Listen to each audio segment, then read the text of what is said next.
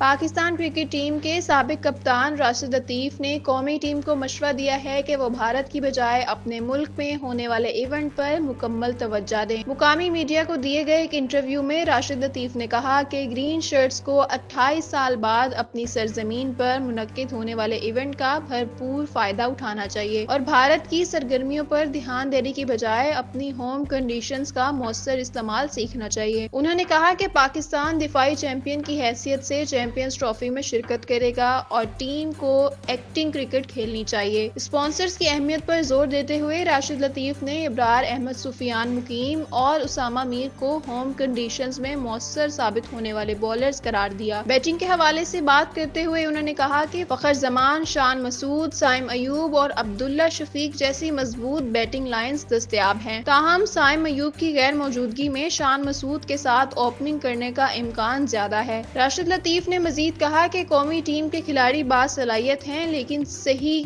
کا انتخاب ایک بہت بڑا چیلنج ہوگا۔ انہوں نے پیش گوئی کی کہ شاید سلیکٹرز فخر زمان اور شان مسعود کو اوپننگ پارٹنرشپ کے لیے منتخب کریں۔ انہوں نے نہ صرف پاکستان اور بھارت بلکہ انگلینڈ، نیوزی لینڈ، آسٹریلیا اور جنوبی افریقہ کی ٹیموں کو بھی مضبوط قرار دیا اور کہا کہ یہ 4 ٹیمیں ایشیائی ٹیموں کے لیے بڑا چیلنج بن سکتی ہیں۔ چیمپئنز ٹرافی کا افتتاحی میچ 19 فروری کو کراچی میں پاکستان اور نیوزی لینڈ کے درمیان ہوگا، جبکہ پاکستان اور بھارت کی روایتی حریف ٹیمیں 23 فروری کو دبئی میں مد مقابل آئیں گی۔